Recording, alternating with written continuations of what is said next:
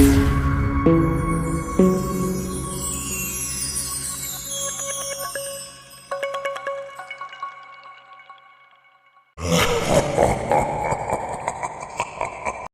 वालेकुम।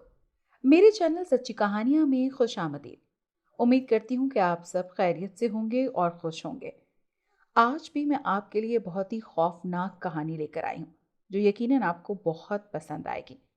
लेकिन इससे पहले कि मैं कहानी शुरू करूँ, हमेशा की तरह आपसे एक दरख्वास्त है कि मेरे चैनल सच्ची कहानियों को लाइक कीजिए, सब्सक्राइब कीजिए और बेल आइकन को क्लिक कर लीजिए, ताकि मेरी इस तरह की कहानियाँ आपको मिलती रहें। और हाँ, कमेंट सेक्शन में अपनी राय का इजहार ज़रूर किया कीजिए। इसके अलावा अगर आपके साथ या आपके इर्द गिर्द किसी के साथ भी कोई खौफनाक वाक़या पेश आया है, तो मुझे उस हवाले से ज़रूर आगाह कीजिएगा। तो चलें शुरू करते हैं आज की कहानी। कई दफ़ा ऐसा होता है कि हम सोचते हैं कि चलें चलकर किसी को सरप्राइज़ देते हैं, लेकिन हमें नहीं मालूम होता कि कुदरत ने वहाँ हमारे लिए ही सरप्राइज़ रखा होगा। आज की ये कहानी भी कुछ ऐसी ही कहानी है। एक ऐसे लड़के की कहानी जो अनजाने में एक बहुत बड़ी मुसीबत में फंस जाता है, और उस मुसीबत से वो कैसे निकलता है, ये आपको पता चलेगा जब आप कहानी आखिर तक सुनेंगे। अभी मुझे इस रास्ते पर चलते हुए थोड़ी ही देर हुई थी कि अचानक मुझे ऐसा लगा कि किसी ने मुझ पर हमला कर दिया है। मैं उछलकर कई फीट दूर जा गिरा, जिसके नतीजे में मुझे मेरे सर में चोट लगी। जो ही मैं ज़रा सा होश में आया तो मैंने वहाँ देखा कि मुझ पर हमला किसने किया था। मैं मज़ीद डर गया। इस तरह एक बहुत बड़ा सांप था जो अपना मुंह खोले आहिस्ता आहिस्ता मेरी तरफ आ रहा था। मैं शदीद खौफ और हैरत की लपेट में था। मेरा ख्याल ये था कि ये शायद कोई लुटेरा वगैरह होगा जो मुझे लूटने के लिए आया होगा, लेकिन ये तो एक बहुत बड़ा सांप था। मैं उस सांप के बारे में सुना तो हमेशा था, लेकिन कभी इस तरह की चीज़ को सामने भी देखूंगा, ये तो कभी अपने वहमो गुमान में भी नहीं सोचा था। अब मुझे मेरी मौत बहुत ही करीब आती हुई नजर आ रही थी, क्योंकि सांप का दिल चाह रहा था कि वो एकदम फलांगे और मुझे पूरा हड़प कर जाए। जी हाँ, पूरा, क्योंकि वो इतना ही बड़ा सांप था कि मुझ पूरे को निगल सकता था। मैं दिल ही दिल में खुदा को याद करने लगा, और मुझे ऐसा लग रहा था कि आज मेरी ज़िंदगी का आखिरी दिन है, क्योंकि इतने बड़े दियो-क़ामत सांप से बच निकलना किसी मुआज़े से कम नहीं था। मुझे मेरी बदबख्ती ही इस रास्ते पर ले आई थी। हालांकि जब मुझे गांव जाना होता था तो मैं मेन रोड से गाड़ी के ज़रिए जाता था, लेकिन आज मुझे वहां पर कोई गाड़ी ना मिली, तो मैंने सोचा कि चलें शॉर्टकट इख्तियार कर लेते हैं। सच कहा है किसी ने कि शॉर्टकट का रास्ता हमेशा खतरों से भरा होता है और रिस्की होता है, और शॉर्टकट नहीं लेना चाहिए। लेकिन बस कहते हैं ना कि जब किस्मत ख़राब हो तो आप इस तरह का शॉर्टकट लेते हैं। लिहाजा वो शॉर्टकट आज मैंने भी ले लिया। गांव से शहर चंद किलोमीटर के फासले पर था, और इसीलिए मैंने पैदल ही जाने का इरादा किया। अगर गाड़ी के इंतज़ार में खड़ा रहता तो रात यहीं हो जाती। दरअसल मुझे अपने दोस्त इजाज़ के गांव जाना था। उसका गांव सरसब्ज पहाड़ी इलाके में वाक़ था। कुदरती मनाजिर मेरी फितरी कमज़ोरी हैं, और जैसे ही मुझे मौका मिलता मैं ऐसे इलाकों को देखने निकल पड़ता। अब हम शहर में रहने वाले तो हमेशा गर्द, धूल, मट्टी, ऐसी ही चीज़ों से हमारा सामना रहता है। और तो और अब शहरों में ये स्मोक की बीमारी नई आ गई है, जो हमारा जीना दोभर किए हुए है। लिहाजा हम जैसे शहरियों को जब भी मौका मिलता है तो या शुमाली इलाका जात की तरफ निकल जाते हैं, या किसी गांव देहात में अपने भूले भटके रिश्तेदारों के घर, ताकि कुछ दिन साफ सुथरी सांसें ले सकें। और अभी भी मेरे साथ ऐसा ही हुआ। जो ही मुझे चंद रोज़ की छुट्टियां मिली तो मैं एजाज के गांव की तरफ रवाना हो गया। एजाज मेरा यूनिवर्सिटी का साथी था, और अब हम एक ही ऑफिस में काम भी करते थे। किसी घरेलू काम के सिलसिले में वो पहले ही अपनी छुट्टियों पर जा चुका था। मैं उसके बगैर बहुत ही ज़्यादा बोरियत महसूस कर रहा था। लिहाजा मैंने सोचा कि उसको सरप्राइज़ देते हैं और उसके सर पर पहुंच जाते हैं। लेकिन अब अफसोस हो रहा था, काश कि मैं सरप्राइज़ के चक्कर में ना पड़ता, तो वो मुझे शायद लेने आ जाता और मैं इस शॉर्टकट के चक्कर में ही ना फंसता। लेकिन अब कुछ नहीं हो सकता। जब चिड़ियाँ चुग गई खेत। खैर, मैं कोहनियों के बल आहिस्ता आहिस्ता उठा। सांप भी बहुत ही चालाक था। मेरे नज़दीक आहिस्ता आहिस्ता आता जा रहा था। मौत और ज़िंदगी का दरमियानी फासला बहुत ही कम था, और मुझे समझ नहीं आ रही थी कि मैं क्या करूं। اگر ایک بار میں اس کے ہاتھ لگ جاتا تو پھر میرا بس نکلنا بہت مشکل تھا، کیونکہ سب نے یہی دیکھا اور سنا ہے کہ سانپ اپنی لپیٹ میں لے کر ایسا کستا ہے کہ انسان کی پسلیاں توڑ دیتا ہے۔ خیر، میں نے ایک نظر ڈالی اور آہستہ سے اٹھ کھڑا ہوا۔ ارد گرد بہت ہی خوبصورت پہاڑی علاقہ تھا، ایک طرف تو پہاڑ اور دوسری طرف گہری گہری کھائیاں۔ اگر ذرا بھی بھول چوک ہو جاتی تو یہاں سانپ کھا جاتا یا میرا پیر پھسلتا اور میں کسی کھائی میں جا گرتا۔ اسے کہتے ہیں پہاڑ سے گرا اور کھجور میں اٹکا۔ میں آہستہ آہستہ پیچھے ہٹنے لگا۔ شاید سانپ بھی میرا ارادہ بھانپ گیا تھا۔ اس نے جو ہی اپنا اتنا بڑا منہ کھولا، میرے تو 14 طبق روشن ہو گئے، اور اس نے اتنی زور سے پھنکارا کہ میری سٹی گم ہو گئی۔ بہرحال میں نے بھی دوڑ لگا دی، کیونکہ میرا فی الحال اس کے پیٹ میں جانے کا کوئی ارادہ نہیں تھا۔ میں تیزی سے آگے بڑھنے لگا اور اللہ کا نام لینے لگا، لیکن سانپ بھی میرے پیچھے ہی تھا۔ میں اتنا تیز دوڑا، اتنا تیز کہ شاید اتنا تو کبھی کوئی میراتھن میں بھی نہیں دوڑا ہوگا۔ یہ حقیقت تھی اور ہے کہ موت جب بھی انسان کے سر پر آتی ہے تو بزدل سے بزدل انسان بھی بہادر بن جاتا ہے اور موت سے بھاگنے کی کوشش کرتا ہے۔ میں بزدل تو نہیں تھا، لیکن اس وقت میری جو کیفیت تھی اسے میں لفظوں میں بیان کرنے سے قاصر ہوں۔ پتھریلا علاقہ ہونے کی وجہ سے مجھے بھاگنے میں بے حد دشواری ہو رہی تھی، جبکہ سانپ کو اس سے کوئی فرق نہیں پڑ رہا تھا۔ اس کے اور میرے درمیان فاصلہ کم ہوتا جا رہا تھا اور میرا دل سینے سے باہر آنے کو بے تاب تھا۔ میں بار بار پیچھے مڑ کر دیکھ رہا تھا اور اپنے اللہ کو یاد کر رہا تھا۔ اچانک سانپ اپنی جگہ سے اچھلا اور مجھے دبوچنے کے لیے میری طرف بڑھا۔ میں نے گھبرا کر جو ہی آگے بڑھنا چاہا، میرا پاؤں ایک پتھر سے پھسلا اور میں اونچائی سے نیچے لڑکتا چلا گیا۔ میری آنکھوں نے اس وقت جو منظر دیکھا اسے دیکھ کر میں شدید حیرت زدہ رہ گیا۔ میں نے دیکھا کہ جو ہی میں نیچے گرا، وہ سانپ ایک انسان میں تبدیل ہو گیا اور اس نے بھی میری طرف چھلانگ لگا دی۔ اس کے بعد مجھے کوئی ہوش نہ رہا۔ نہ جانے کتنا وقت بیت چکا تھا۔ میری آنکھ ایک عجیب سی آواز کے ساتھ کھلی۔ میں نے ذہن پر زور دیا تو مجھے سارے واقعات یاد آ گئے۔ میں نے گھبرا کر ارد گرد دیکھا اور حیران رہ گیا۔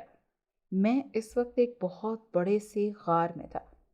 مجھ سے کچھ دور آگ کا بہت بڑا الاؤ روشن تھا اور بہت سے لوگ اس کے گرد سجدے میں گرے ہوئے تھے۔ میں سمجھ گیا کہ وہ آتش پرست ہیں، وہ سب اپنی عبادت میں مگن ہیں اور میری طرف کسی کی توجہ نہیں تھی۔ کیا میں آدم خور قبیلے میں آ گیا تھا؟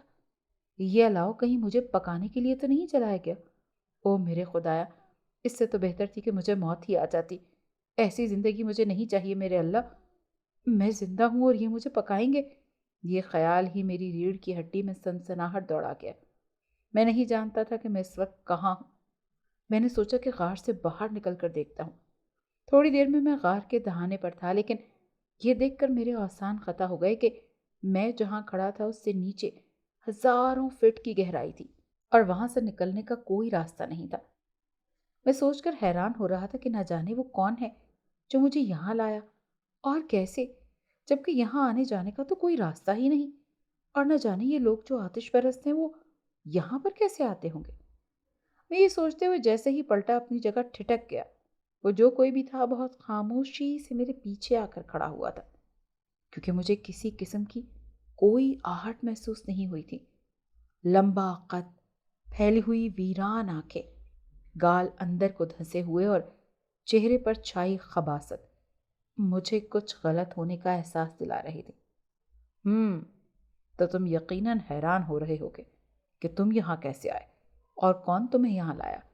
اس کی کھرکھراتی آواز نے مجھے جھرجھری لینے پر مجبور کر دیا۔ تم کون ہو اور میں یہاں کیسے آیا؟ کیا تم مجھے لے کر آئے ہو؟ میں نے کچھ دیر بعد ہمت کر کے پوچھا۔ میں وہی ہوں جو سانپ کے روپ میں تمہیں یہاں لایا۔ میرے بارے میں جلد ہی تمہیں بہت کچھ پتا چل جائے گا۔ فی الحال تمہیں اتنا بتا دیتا ہوں کہ میرا نام قاموس ہے اور میں جنات کے قبیلے سے تعلق رکھتا ہوں، اور تمہیں یہاں لانے کا مقصد تمہیں پتا چل جائے گا۔ ابھی میرے پیچھے آؤ۔ اتنا کہہ کر وہ میرے آگے چل پڑا۔ چاروں ناچار میں نے بھی اس کے پیچھے قدم بڑھا دیے۔ وہ مجھے لیے ایک ایسی جگہ آ گیا جہاں گھپ اندھیرا تھا۔ ہمارے وہاں قدم رکھتے ہی ایک دم سے روشنی ہو گئی اور میری آنکھوں نے جو منظر دیکھا وہ آج بھی مجھے نہیں بھولتا۔ میں نے دیکھا کہ بہت سے انسان زنجیروں میں قید تھے اور کچھ لوگ جن کے ہاتھوں میں لوہے کے گرس نما کوئی چیز تھی، ان سے بڑی بے دردی سے ان لوگوں کو پیٹ رہے تھے۔ جیسے ہی گرز ان کے جسم سے ٹکراتا، ان کے منہ سے نکلنے والی چیخیں نہایت ہولناک ہوتی۔ میں وہاں ایک پل بھی مزید نہیں ٹھہر سکتا تھا۔ میں وہاں سے بھاگ کر باہر آ گیا۔ میرے کان ابھی تک سائیں سائیں کر رہے تھے اور میرا بدن ہولے ہولے لرز رہا تھا۔ میں نے بڑی مشکل سے اپنے حواسوں پر قابو پایا۔ اتنے میں وہ خبیث میرے پیچھے آ گیا اور آتے ہی مکروہ مسکراہٹ کے ساتھ مجھ سے بولا، یہ منظر کیسا لگا تمہیں؟ یقیناً پسند نہیں آیا ہوگا۔ اب میری بات غور سے سنو۔ تمہیں یہاں ایک اہم مقصد کے تحت لایا گیا ہے اور جو کام میں تمہیں کہوں گا وہ ہر حال میں تمہیں کرنا ہوگا، ورنہ اپنا انجام ان لوگوں سے بھی برا دیکھو گے۔ اس کے لہجے کی حیوانیت نے میرے جسم میں سردی کی لہر دوڑا دی۔ اب جو کام میں تمہیں بتانے لگا ہوں اسے توجہ سے ذہن نشین کر لو۔ میں ایک جنات کے قبیلے سے تعلق رکھتا ہوں۔ اپنے قبیلے میں نہایت ضدی اور سرکش مشہور ہوں۔ مجھے کسی پر رحم نہیں آتا۔ ہر وہ کام کرتا ہوں جو کسی کو اذیت دینے کا باعث بنتا ہے۔ ایک دن ایک عامل نے مجھے قید کر لیا اور مجھ سے اپنا ہر گندا کام کروانے لگا۔ جب میں نے اسے ہر طرح سے خوش کیا تو اس نے کہا کہ میں تمہیں ایک شرط پر آزاد کروں گا کہ اگر تم مجھے 10 معصوم بچوں کا مردہ جسم لا دو اور ان بچوں کو تم اپنے ہاتھوں سے قتل کرو گے۔ میں فوراً رضامند ہو گیا، کیونکہ کسی کی جان لینا تو میرے لیے کوئی مسئلہ ہی نہیں تھا۔ میں فوراً انسانی دنیا میں آ گیا اور ایک بچے کو منتخب کر کے جو ہی اسے مارنے لگا، اسے ہاتھ لگایا تو مجھے کرنٹ لگا اور میں کسی نامعلوم سی آگ میں خود کو جلتا ہوا محسوس کرنے لگا۔ جب اذیت حد سے بڑھی تو میں واپس اسی عامل کے پاس آیا اور اسے ساری صورتحال بتائی۔ اس نے مجھے بتایا کہ اس بچے کی گردن میں جو تعویذ تھا اس پر نوری کلام لکھا ہوا تھا، جس کی وجہ سے اسے چھوتے ہی میرے جسم میں آگ سی محسوس ہونے لگی۔ اب میں کیا کروں؟ کیسے 10 بچوں کو قتل کر کے تمہارے پاس لے کر آؤں گا؟ میں نے بے بسی سے اس عامل کو مخاطب کیا۔ ایک طریقہ ہے، اگر تم کسی انسان کو اس کام کے لیے راضی کر لو اور اسے مال و دولت کا لالچ دے دو تو پھر یہ کام آسانی سے ہو سکتا ہے، لیکن اگر پھر بھی کوئی راضی نہ ہوا تو؟ میں نے کسی خدشے کے پیش نظر کہا۔ تو عامل بھی کچھ دیر کے لیے خاموش ہو گیا۔ میں نے عامل کو کہا کہ ضروری تو نہیں کہ تمام بچوں کے گلوں میں تعویذ ہو۔ تو عامل نے کہا، تعویذ ہو یا نہ ہو، لیکن تمام مسلمانوں کے بچے نماز پڑھتے ہیں، قرآن پڑھتے ہیں، اور اگر وہ نہ بھی پڑھتے ہوں تو ان کے ماں باپ کی دعائیں ہر دم ان کے ساتھ ہوتی ہیں، لہٰذا تم کسی بچے کو چھو نہیں سکو گے۔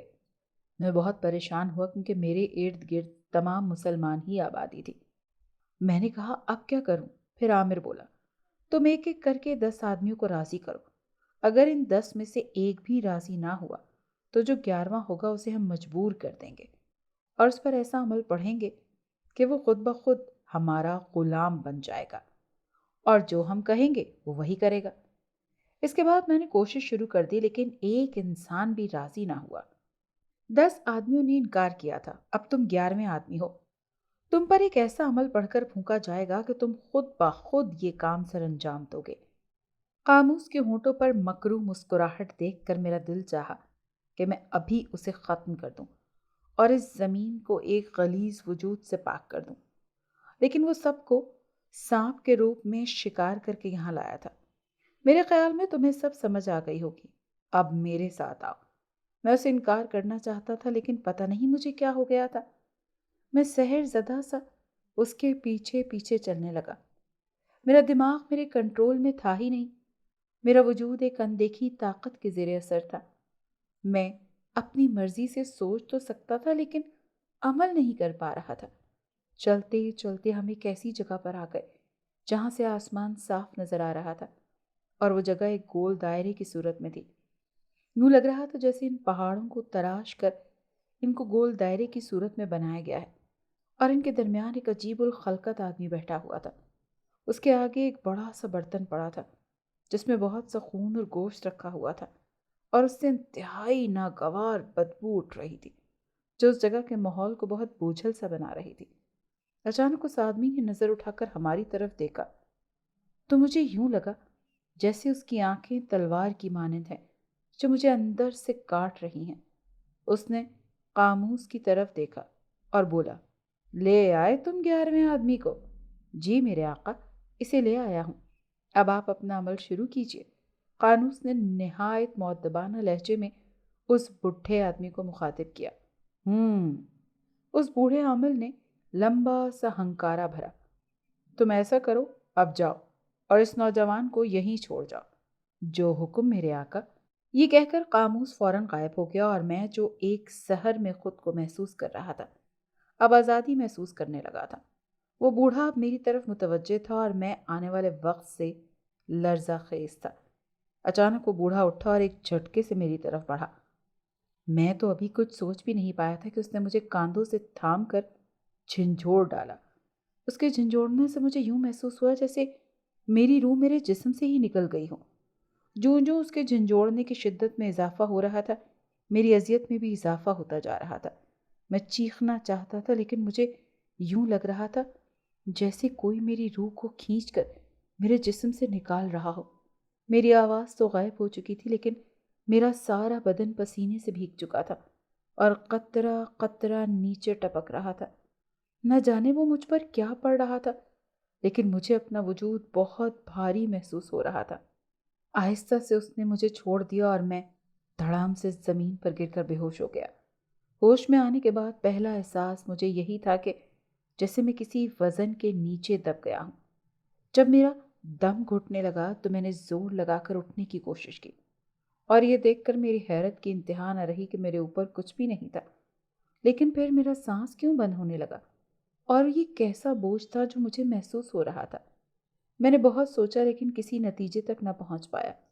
फिर मुझे याद आया कि जब उस बूढ़े ने मुझे झंझोड़ा था तो उस वक्त मुझे अपना जिस्म बहुत भारी लगने लगा था और मैं गिरकर बेहोश हो गया था और होश आने पर वही बोझ जिस्म पर महसूस होने लगा। लेकिन हैरत अंगेज बात तो ये थी कि जैसे ही मैं उठकर बैठा तो मैं बिल्कुल नॉर्मल था, जैसे कुछ हुआ ही नहीं। ये क्या इसरार था, मैं समझ नहीं पाया। अचानक मुझे एक आहट सुनाई दी। मैंने मुड़कर देखा तो कामूस चेहरे पर सफाकी लिए मुझे देख रहा था। न जाने क्यों उसके सामने आते ही मैं खुद को एक कैदी सा महसूस करता था। मेरा जिस्म मफलूज हो जाता था और मैं वही करता था जो वो कहता था। जैसे ही उसने मुझे अपने पीछे आने का इशारा किया मैं किसी रोबोट की मानिंद उठता चला गया। कुछ दूर जाकर मुझे एक तालाब नजर आया जो पानी से भरा हुआ था। कामूस ने मुझे उसमें उतरने को कहा। मैं फौरन से पेशतर उसमें उतर गया लेकिन जो ही मैं तालाब में उतरा वो पानी खून में तब्दील हो गया और उससे इंतहाई नागवार बदबू उठने लगी और बहुत सी इंसानी खोपड़ियां उसमें तैर रही थी। मैं बहुत बदहवास हो गया। मैं उससे निकलना चाहता था लेकिन मेरा जिस्म मेरे इख्तियार में ही नहीं था। मुझे समझ नहीं आ रही थी कि मैं किस मुसीबत में फंस गया हूँ। मैं यहाँ नहीं रहना चाहता लेकिन मेरा जिस्म मेरे ही काबू में नहीं था। ये कैसे मुमकिन है? लेकिन यह हकीकत थी। बाद में जब मैं मुकम्मल तौर पर खून में लथपथ हो गया तो कामूस के इशारे से बाहर निकल आया। अब मैं तुम्हें इंसानी दुनिया में भेज रहा हूँ। तुमने वहां से हर रोज एक बच्चे को कत्ल करके लाना है। अगर तुमने हमारे हुक्म पर अमल ना किया तो तुम्हारा अंजाम बहुत भयानक होगा। कामूस की आवाज़ मुझे किसी कुएं से आती हुई महसूस हो रही थी। जो ही मैंने इस बात में सर हिलाया उसने मुझे आंखें बंद करने को कहा। उसकी आवाज़ पर मैंने आंखें खोलकर देखा तो हैरान रह गया। मैं इस वक्त अपनी दुनिया में मौजूद था और मेरे आसपास बहुत से लोग आ जा रहे थे। अब तुम ऐसा करो, करीबी पार्क का रुख करो और वहां से किसी बच्चे को उठा कर लाओ। कामूस की आवाज़ मुझे अपने करीब से सुनाई दी। मेरे लिए इनकार की गुंजाइश कहाँ थी? मैं तो मुकम्मल तौर पर उनके इख्तियार में था। मैंने करीबी पार्क का रुख किया। वहां तो बहुत सारे प्यारे बच्चे खेल रहे थे। इतने में एक बच्चा खेलता हुआ मेरे करीब आ निकला। इतने में कामूस की आवाज़ उभरी, फौरन से इस बच्चे को उठाओ और पार्क से बाहर किसी वीरान सी जगह पर ले आओ। मैंने उसकी बात पर अमल करते हुए जो ही बच्चे को उठाने के लिए हाथ बढ़ाया तो एक धमाका हुआ और एक सफ़ेद रेश बुजुर्ग मेरे सामने थे। ان کی آنکھوں سے جلال ٹپک رہا تھا۔ انہوں نے میرے ہاتھ بڑھانے سے پہلے ہی بچے کو اٹھایا اور مجھ سے دور لے جا کر چھوڑ دیا۔ پھر گرجدار آواز میں بولے، تو باز نہیں آیا ملعون؟ کتنی دفعہ تجھے سمجھایا کہ اپنی ان غلط حرکتوں سے باز آ جا، لیکن تو نے ہماری بات نہیں مانی۔ اب ان معصوم بچوں کے خون سے ایک بے گناہ انسان کے ہاتھ رنگنا چاہتا ہے؟ تو سن لے، اب تیرا کھیل جلد ہی انجام کو پہنچنے والا ہے۔ پہلے ہی تجھے بہت ڈھیل مل چکی ہے، لیکن وہ ہماری غلطی تھی۔ اب مزید اس دھرتی کو تیرے بوجھ کی ضرورت نہیں رہے گی۔ اب تو انتظار کر اپنی موت کا۔ لیکن جواب میں قاموس کی آواز سنائی نہ دی۔ بھاگ گیا بزدل، کہاں تک بھاگے گا؟ تیری موت تجھے مجھ تک ہی لائے گی۔ اتنا کہہ کر وہ بزرگ میری طرف متوجہ ہوئے اور بولے، نوجوان، تو بہت بڑی مصیبت میں پھنس گیا تھا، لیکن شکر ہے کہ مجھے بروقت پتہ چل گیا، ورنہ ساری زندگی وہ تم سے گھنونے کام کرواتے، لیکن اب وہ تمہاری طرف آنکھ اٹھا کر بھی نہیں دیکھ سکتے۔ بزرگ نے یہ کہہ کر میرا ہاتھ پکڑ لیا اور مجھے آنکھیں بند کرنے کو کہا۔ میں نے آنکھیں بند کر لیں تو مجھے یوں محسوس ہوا جیسے میں ہوا میں پرواز کر رہا ہوں۔ تھوڑی دیر بعد مجھے اپنے قدموں تلے ٹھوس زمین کا احساس ہوا۔ اس کے ساتھ ہی بزرگ کی آواز سنائی دی جو مجھے آنکھیں کھولنے کا کہہ رہے تھے۔ میں نے آنکھیں کھولیں اور حیران رہ گیا۔ میں اس وقت ایک نہایت حسین وادی میں موجود تھا۔ سرسبز و شاداب علاقہ، خوبصورت پہاڑ، بہتے ہوئے ٹھنڈے پانی کے چشمے اور پھلوں سے لدے ہوئے درخت۔ ہر طرف پرندے چہچہا رہے تھے۔ ہر طرف پھولوں کی بھینی بھینی خوشبو پھیلی ہوئی تھی۔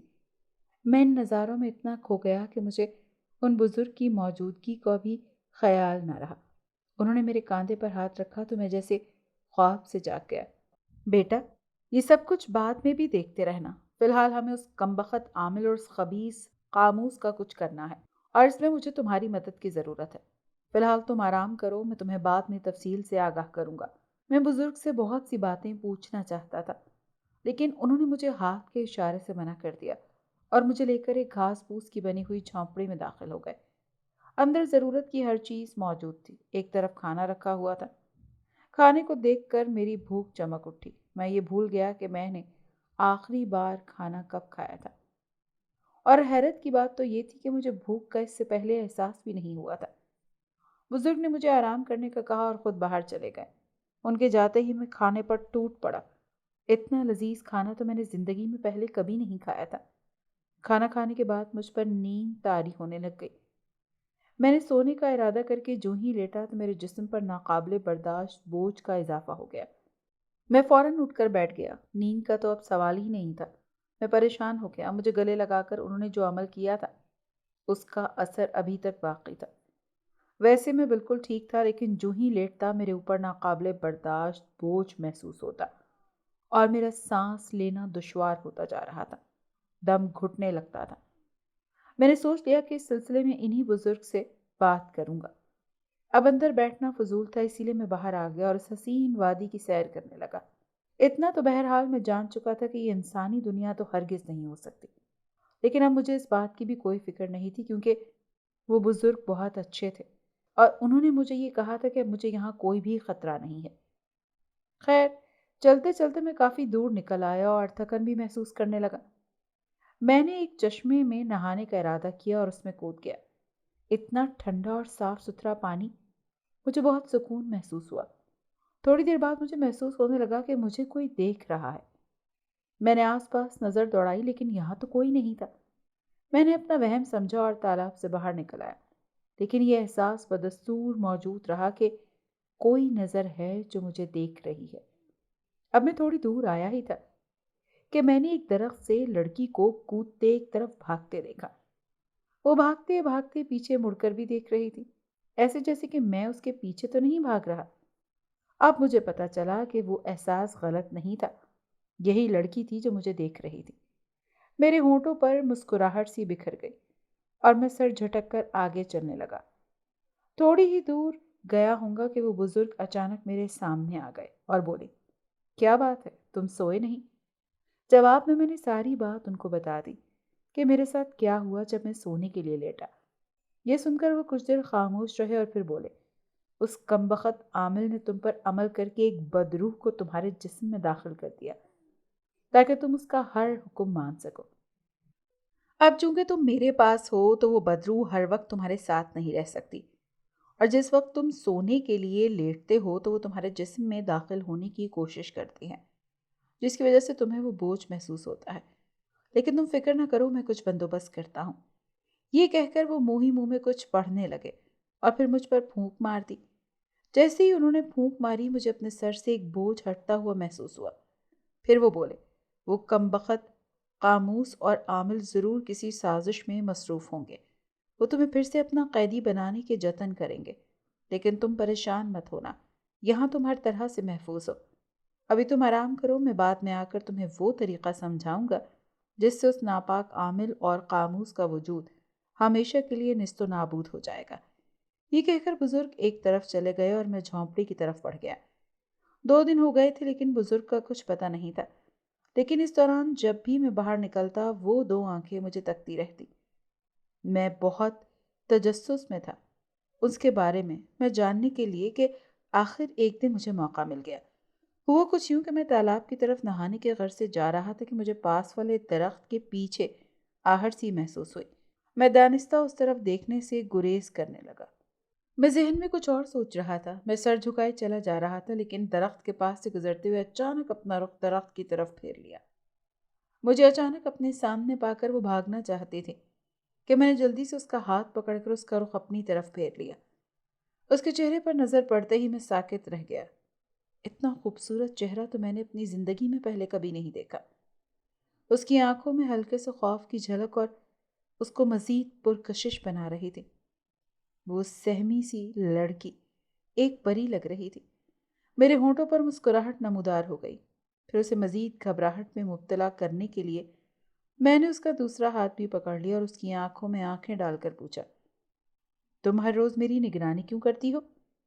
جواباً وہ خاموش رہی اور اپنا ہاتھ چھڑوانے کے چکر میں رہی، لیکن میں نے اپنی گرفت مزید سخت کرتے ہوئے پوچھا، میری بات کا جواب دو ورنہ میں نہیں چھوڑوں گا تمہیں۔ بتاؤ کہ تم ہر وقت میرے تعاقب میں کیوں رہتی ہو؟ میں جہاں بھی جاتا ہوں تمہاری آنکھوں کو اپنے تعاقب میں پاتا ہوں۔ بتاؤ مجھے کہ تم کون ہو اور ایسا کس لیے کرتی ہو؟ جواباً اس نے مجھے گہری نگاہوں سے دیکھا اور بولی، کسی کو چوری چھپے دیکھنا گناہ تو نہیں ہے، پھر آپ کیوں مجھ سے پوچھ رہے ہیں؟ وہ اپنی دلکش سی آواز میں بولی، گناہ تو نہیں ہے محترمہ، لیکن پھر بھی کوئی نہ کوئی وجہ تو ہوتی ہے نا کسی کو اس طرح سے دیکھنے کی۔ ہاں وجہ تو ہے، کیونکہ آپ پہلے انسان ہیں جو مجھے اچھے لگے ہیں، ورنہ آج تک کوئی انسان نہ ہماری دنیا میں آیا اور نہ میں نے کبھی دیکھا۔ میں نہیں جانتی تھی کہ انسان کیسے ہوتے ہیں، لیکن جب سے آپ کو دیکھا ہے ہر وقت دیکھنے کو دل کرتا ہے۔ میں نہیں جانتی کہ ایسا کیوں ہے، لیکن جو بھی ہے مجھے بہت سکون ملتا ہے۔ وہ بولنے پر آئی تو بولتی ہی چلی گئی اور میں حیران سے اسے تکے جا رہا تھا۔ کیا تمہارا نام جان سکتا ہوں؟ میں نے اس حسین جن زادی سے پوچھا۔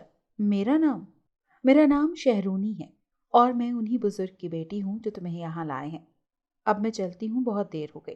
میں جو سے بہت کچھ پوچھنا چاہتا تھا دل میں ہی رہ گیا اور وہ ہاتھ چھڑا کر بھاگ گئی اور میں اس کے خیالوں میں گم ہو گیا۔ مجھے اب ان بزرگ کا بہت انتظار تھا، لیکن نہ جانے کیا بات تھی، وہ آ نہیں رہے تھے۔ میرا ارادہ شہرونی سے پوچھنے کا تھا لیکن وہ بھی اب غائب تھی۔ مجھے لگتا تھا کہ میں اس مرض کا شکار ہو گیا ہوں جس کو حرف عام میں لوگ عشق کہتے ہیں۔ شہموری مجھے نظر نہیں آ رہی تھی اور مجھے بے چینی ہو رہی تھی۔ اس روز میں دل کی بے قراری سے گھبرا کر باہر نکل آیا۔ میرا رخ اسی چشمے کی طرف تھا جہاں شہموری سے میری پہلی ملاقات ہوئی تھی۔ میں دل ہی دل میں اس کے ملنے کی دعائیں مانگ رہا تھا اور پھر دعا مقبولیت کا درجہ پا گئی، کیونکہ میں نے اس درخت کے پاس شہموری کو کھڑے دیکھا جہاں ہماری پہلی ملاقات ہوئی تھی۔ میں تقریباً تیز تیز چلتے ہوئے اس کی طرف بڑھا اور اسے بولنے لگا، کہاں غائب تھی تم؟ مجھے عشق کی راہ پر ڈال کر خود منہ موڑ کر چلی گئی۔ بتاؤ مجھے کیوں کیا میرے ساتھ ایسا؟ میں تقریباً دیوانہ ہو چکا تھا۔ جواب میں اس کی آنکھوں میں آنسو آ کر بولی، کیا تم بھی مجھ سے محبت کرتے ہو یا میں اکیلی ہی اس آگ میں جل رہی ہوں؟ میں نے آنے کی بہت کوشش کی لیکن میری کچھ مجبوری تھی جس کی وجہ سے میں نہیں آ سکی، لیکن میں نہیں جانتی تھی کہ تمہاری یہ حالت ہو جائے گی، ورنہ تو میں ہر حال میں آ جاتی۔ اس کی آنکھوں سے آنسو موتی بن کر جھڑنے لگے، جو میں نے دیکھ کر مزید بے چین ہو گیا۔ اچھا اب رونا تو بند کرو ورنہ مجھے اچھا نہیں لگے گا، میں نے شہرونی سے کہا تو وہ ہنس دی۔ میں نے ان سے بزرگ کے بارے میں پوچھا تو وہ بولی، بابا ایک خاص عمل میں مصروف ہیں، آج شام تک وہ فارغ ہو جائیں گے اور اس کے بعد ہم نے بہت ساری باتیں کی اور سارا دن ایک دوسرے کے ساتھ گزارا۔ رات میں وہ بزرگ میرے پاس آئے اور بولے، اب وہ وقت آ گیا ہے کہ جب قاموس اور اس عامل کے ناپاک وجود کو اس دھرتی سے پاک کر دیا جائے۔ میں خاموشی سے ان کے ساتھ چل پڑا۔ انہوں نے مجھے پانی کی ایک بوتل دی اور بولے، میرے لیے انہیں ختم کرنا مشکل نہیں تھا، لیکن میں نے جو عمل کیا اس میں مجھے پتا چلا کہ ان دونوں کی موت ایک انسان کے ہاتھوں ہوگی، اور اس عمل میں مجھے ان کو مارنے کا طریقہ بھی بتایا گیا۔ اس کے مطابق تمہیں وہاں پہنچ کر یہ پانی ان دونوں کی بے خبری میں ان پر چھڑک دینا ہے، ورنہ وہ تم پر پہلے ہی وار کر سکتے ہیں، پھر تمہیں دنیا کی کوئی طاقت نہیں بچا سکے گی۔ میری نیک تمنائیں تمہارے ساتھ ہیں۔ جب میں نے آس پاس نظر دوڑائی تو حیران رہ گیا۔ میں انہی پہاڑوں کے درمیان موجود تھا جہاں پہلی دفعہ قاموس مجھے ملا تھا، اور وہ بزرگ اس جگہ موجود نہیں تھے۔ شاید باتوں کے دوران انہوں نے مجھے یہاں پہنچا دیا اور مجھے پتہ ہی نہیں چلا۔ میرے ہاتھ میں پانی کی بوتل موجود تھی۔ میں نے اللہ کا نام لیا اور احاطے میں داخل ہو گیا۔ وہاں پہلے دن کی طرح ناگوار سی بو پھیلی ہوئی تھی اور چاند کی روشنی کی وجہ سے ہر چیز واضح نظر آ رہی تھی۔ میں دبے قدموں آگے بڑھا تو میرے کانوں میں ان کی آواز سنائی دی۔ آہستہ آہستہ چلتے میں ان کے بہت قریب پہنچ گیا۔ ان کی پشت میری جانب تھی۔ وہ دونوں اپنی باتوں میں مگن تھے۔ میں نے آہستہ سے بوتل کا ڈھکن کھولا اور جیسے ہی ان پر پانی پھینکنے کے لیے بوتل کو بلند کیا تو قاموس کی نظر مجھ پر پڑ گئی۔ اس نے چیخ کر عامل کو متوجہ کیا، لیکن اس سے پہلے کہ وہ مجھ پر کوئی وار کرتے میں بوتل کا پانی ان پر پھینک چکا تھا۔ پانی کا ان پر پڑتے ہی ان کی چیخیں آسمان تک جا رہی تھیں۔ آگ کے شعلے بہت بلند ہو چکے تھے اور پھر آہستہ آہستہ ان کی چیخیں معدوم ہوتی گئیں اور آخر کار بالکل ختم ہو گئیں۔ شعلوں کے ختم ہوتے ہی اتنے زور کی آندھی چلی کہ پتھر ایک جگہ سے دوسری جگہ پر گر رہے تھے، لیکن خوش قسمتی سے مجھے کوئی بھی نہیں لگا۔ تقریباً آدھے گھنٹے کے بعد یہ آندھی تھمی اور ان کی راکھ بھی اب غائب ہو چکی تھی۔ میں نے اللہ کا شکر ادا کیا اور باہر آ گیا۔ باہر وہ شفیق بزرگ میرے منتظر تھے۔ ان کے چہرے پر خوشی کے آثار تھے۔ دوسرے دن میں نے چلے جانا تھا۔ جیسے ہی صبح ہوئی میں اس چشمے کی طرف روانہ ہو گیا۔ مجھے یقین تھا کہ شہموری ضرور میری منتظر ہوگی، لیکن وہاں پہنچ کر مجھے مایوسی کا سامنا کرنا پڑا۔ شہموری وہاں موجود نہیں تھی۔ میں نے متلاشی نظروں سے ارد گرد دیکھنا شروع کر دیا، لیکن وہ مجھے کہیں نظر نہیں آئی۔ اچانک میرے کاندھے پر کسی نے ہاتھ رکھا۔ میں فوراً پلٹا۔ میرا خیال تھا کہ وہ شہموری ہوگی، لیکن وہاں ان بزرگ کو دیکھ کر میں حیران رہ گیا۔ ان کی آنکھوں میں دکھ کی واضح لہر میں نے دیکھی۔ کچھ دیر بعد وہ بولے، بیٹا تم چلے جاؤ، جس کے تم منتظر ہو وہ تمہیں نہیں ملے گی۔ بزرگ کا اشارہ شہموری کی طرف تھا۔ میں بے چین ہو گیا اور بولا، کیوں؟ وہ کہاں گئی؟ وہ جانتی ہے کہ آج میں نے چلے جانا ہے تو کیوں نہیں آئی؟ میں نے ایک سانس میں ہی کئی سوال کر ڈالے۔ شہموری کی شادی ہو گئی ہے اور اپنے شوہر کے ساتھ یہاں سے بہت دور چلی گئی ہے۔ وہ ایک جنزادی ہے اور ایک جنزادی کا ایک آدم ذات کے ساتھ کوئی جوڑ نہیں۔ میں خاموش ہو گیا اور بابا سے کہا، لیکن عشق پر تو کوئی زور نہیں ہوتا نا؟ وہ مجھے بہت اچھی لگتی تھی، میں ایک جنزادی کے ساتھ بھی ساری زندگی گزار سکتا تھا۔ لیکن بزرگ ہنسے اور کہا، خلاف قدرت جا کر ہم کبھی خوش نہیں رہ سکتے بیٹا۔ تمہیں وہی کرنا چاہیے جو ہمارے اللہ نے ہمیں حکم دیا ہے، اسی لیے اب تم خاموشی سے لوٹ جاؤ اور اسے ہمیشہ کے لیے بھول جاؤ۔ بزرگ کی بات کیا تھی، ایک دھماکہ تھی جس نے میرے وجود کے پرخچے اڑا دیے۔ میں گمسم سا ان کی طرف دیکھتا گیا۔ انہوں نے مزید بتایا، آج سے بہت سال پہلے کی بات ہے، میری ایک بہن تھی شہمینہ۔ وہ مجھے اپنی جان سے بھی پیاری تھی، لیکن وہ ایک آدم زادے کو دل دے بیٹھی اور اپنے قبیلے کی روایات سے انحراف کرنا چاہا تو یہاں کے قانون کے مطابق اسے اذیت کی موت مارا گیا۔ میں بہت رویا، بہت فریاد کی، لیکن یہاں کے قانون کو توڑنا ناممکن ہے۔ اب میں نہیں چاہتا کہ میری بیٹی بھی اسی سزا کی حقدار ٹھہرے۔ وہ تم سے پیار تو کرنے لگی تھی، لیکن وہ اس چیز سے لاعلم تھی کہ اس کی سزا بہت سخت ہے۔ میں نہیں چاہتا کہ پھر سے میری بہن کی کہانی دہرائی جائے۔ بہن کو تو کھو چکا ہوں، لیکن بیٹی کو کھونا نہیں چاہتا۔ اس لیے تم میری مجبوری کو سمجھو اور یہاں سے چلے جاؤ۔ میں ان بزرگ کی آنکھوں میں آنسو صاف دیکھ سکتا تھا۔ मैं चुपचाप कुछ कहे बिना लौट आया। मुझे नहीं पता कि उन बुजुर्ग ने मुझे कभी मेरी दुनिया में पहुंचाया, कैसे पहुंचाया, मैं कब उनकी दुनिया से अपनी दुनिया में आया, मुझे कुछ होश नहीं। मेरी ज़बान को एक चुप सी लग गई। इतना तो मैं जानता था कि अलग अलग मखलूक होने की वजह से हमारा मिलाप नामुमकिन है, लेकिन यूं अचानक बिछड़ने का तो गम ही अलग था। ये तो मैंने कभी सोचा भी नहीं था। खैर, मैं जानता हूँ कि वो मुझे कभी नहीं भूल पाएगी, क्योंकि उसने भी मुझसे सच्चा इश्क किया था। लेकिन अब हम दोनों कभी नहीं मिल सकते। लेकिन एक चीज़ से मेरे दिल को बहुत सुकून भी था कि वो मरदूद आमिल और वो जिन हमेशा हमेशा के लिए हमारी दुनिया से चले गए हैं, वरना न जाने कितने बेगुनाह लोग उनकी भेंट चढ़ जाते। मैं दिल से उन बुजुर्ग का शुक्रगुजार हूँ। मैं आज तक नहीं जान पाया कि वो मुझे किस दुनिया में लेकर गए थे, लेकिन वहाँ गुजारे हुए कुछ दिन मेरी ज़िंदगी के हसीन तरीन दिन थे।